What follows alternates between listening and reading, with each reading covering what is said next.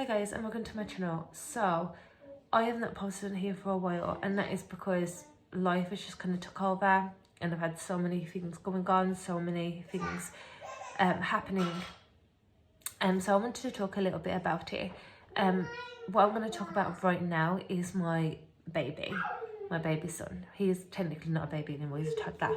But for those who don't know, I had my fourth and final baby last year. He's just celebrated his first birthday, and he's honestly his dream. When I was pregnant, I didn't have any complications. There was nothing like checked in scans or anything like that. There was just a little bit concerned because he was measuring small, and I was told, oh, you're probably gonna have a small baby. But he was born a normal, healthy £7.15. So I wouldn't say that was small at all. Yeah, it was fine. So pregnancy was fine. When he was born, I noticed immediately that one of his eyes seemed lower than the other one, so his face wasn't symmetrical. I remember addressing it to the midwife or midwives, and they said, oh, it's normal, it's just swelling because he was born quite quickly, nothing to worry about. So obviously a midwife tells you that, and you're like, okay, you believe what they say because they're professionals, they know exactly what they're talking about.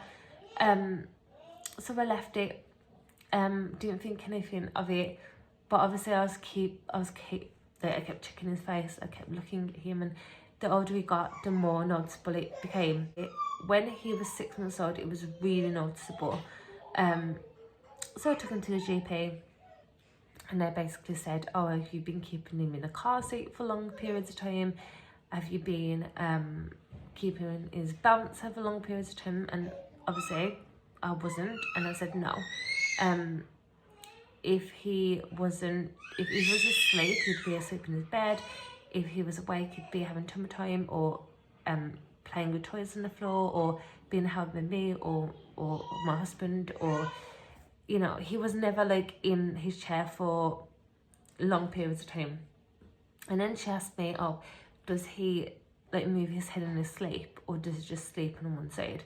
So obviously he preferred to sleep on the side that was flat, so I explained that to her, and I told her that when he's sleeping, I do try and move his head to the other side because and again, she said that's what I should be doing anyway.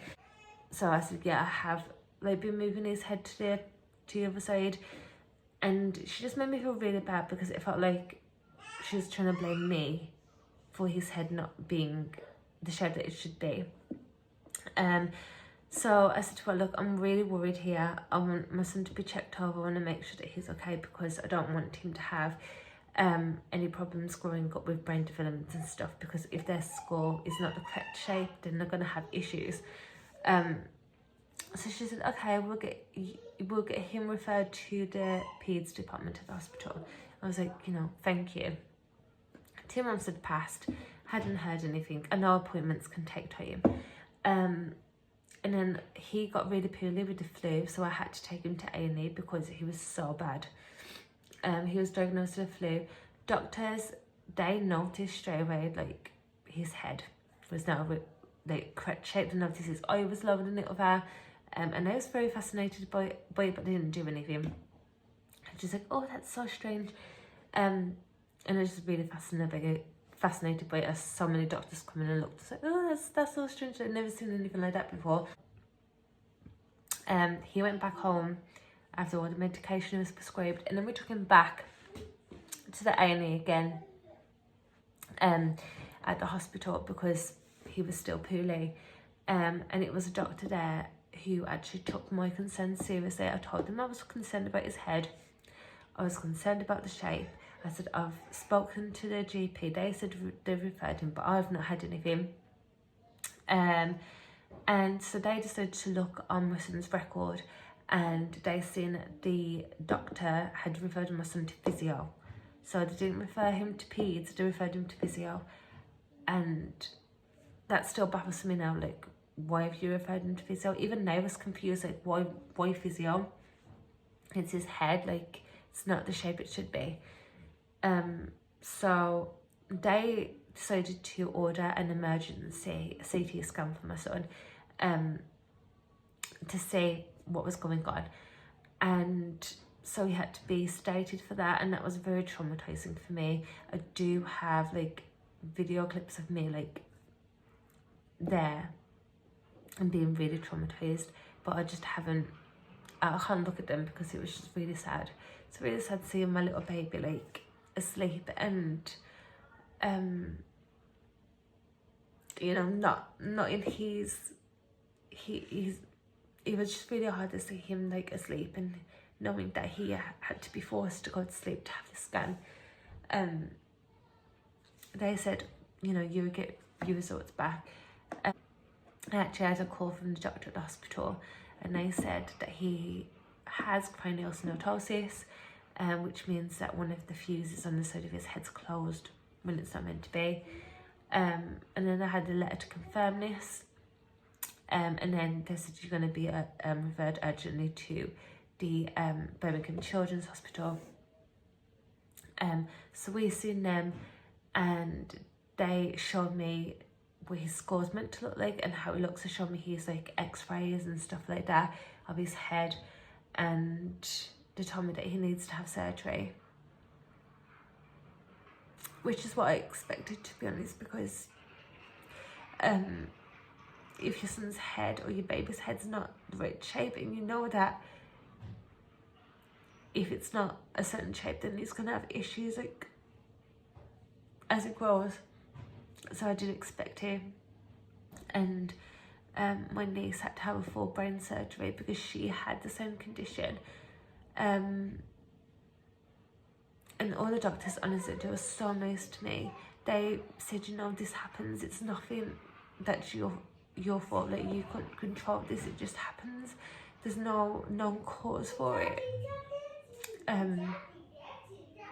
So yeah, my 1-year-old will need to have surgery soon. They said, because we seen them last month, so they said it could be anywhere from the next 3 to 12 months, so he will be having surgery before he's 2. It's very scary. It's a 3-hour surgery, and then it's 1.5 hours in the pre-op, and then it's like 1.5 hours after surgery. So this in total, it's about 6 hours. I'm honestly a wreck about it. It's really scary. But the reason why I'm making this video and talking about it is because I've had comments, heard people commenting saying that it's my fault, and that he's got this head condition, and it's not my fault. It just happened randomly, and I don't appreciate people trying to make me feel like a bad mum, completely out of my control. If it was my fault, if it was something that I did, then I'd know. And I've got 3 other children, and they're all perfectly healthy. Nothing wrong with them. No need for any surgeries or anything like that. So please just be mindful about what you say about other parents, because you don't know what you're talking about unless you're actually there and you know the circumstances and you know what they're going through. You have no right to comment or judge because you do not know. So I just wanted to make that clear. Don't be negative towards me, don't be horrible towards me, because my son has a condition that is beyond my control, beyond his control. It's just something that happens. It's not my fault. So that's happening.